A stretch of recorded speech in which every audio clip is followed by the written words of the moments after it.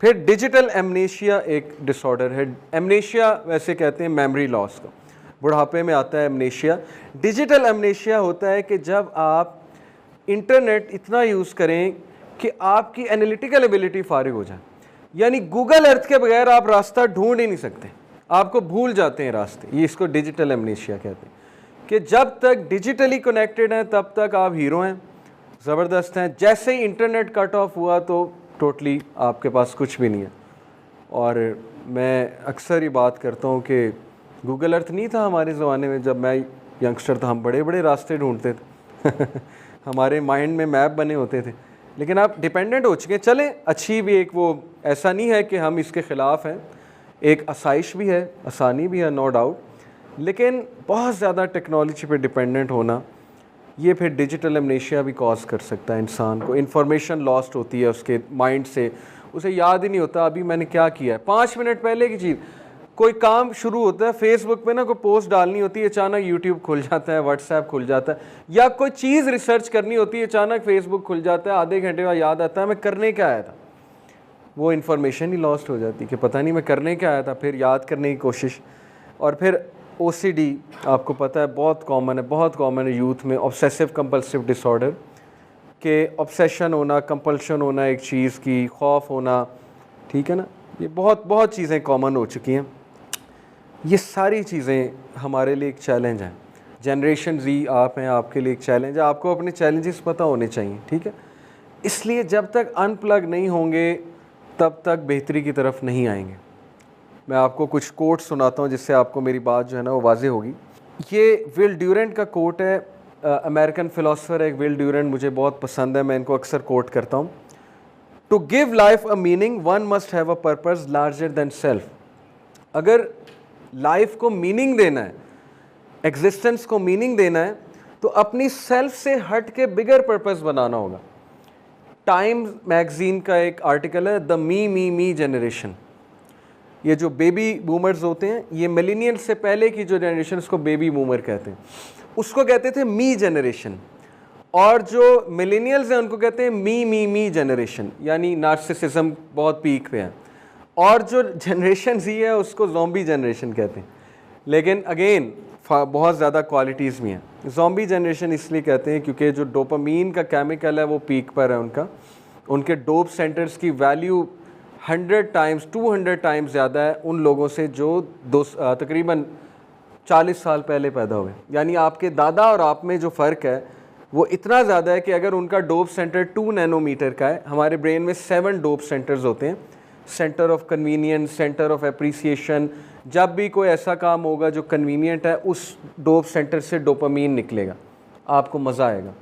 Dope basically मज़े वाला chemical, कहते हैं ना मज़ा आया, दैट इज़ डोप। तो उनका 2 नैनोमीटर का अगर डोप सेंटर, तो आज की जनरेशन है उसका 200 नैनोमीटर का, 200 टाइम्स 100 टाइम्स बड़ा है। और क्या होता है जब डोप सेंटर बड़ा होता है, जब डोप सेंटर बड़ा होता है तो मज़ा ज़्यादा चाहिए, अदरवाइज़ तो डोप निकलेगी नहीं। मिसाल के तौर पे इसकी मिसाल ऐसे भी देते हैं ना साइकोलॉजिस्ट के, love marriage versus arrange marriage. Love marriage में क्या होता है कि वो दोनों एक दूसरे के डोप सेंटर जो है बहुत बढ़ा देते हैं, तारीफ़ें कर कर के, शायरो शायरी, गाने सुना के।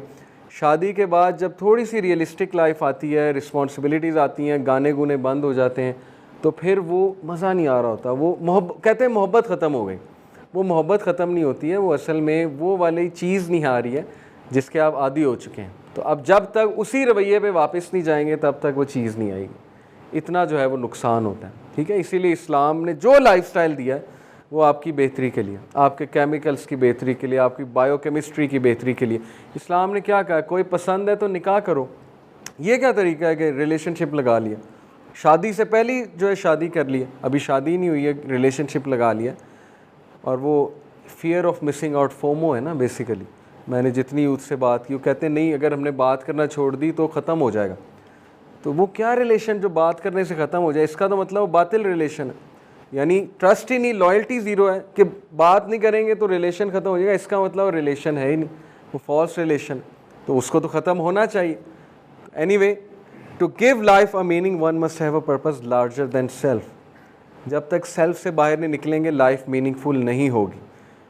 लेकिन उसके लिए ज़रूरी है कि आप अपने जहन को आराम दें, आप अपने जहनों को अनप्लग तो करें कभी, इसका टाइम रखें, ठीक है ना। मैं भी स्ट्रगल करता हूँ कभी कभी इसकी स्क्रीन टाइम, इसको एक टाइम दें। हर वक्त इसके साथ अटैच रहने की ज़रूरत क्या है?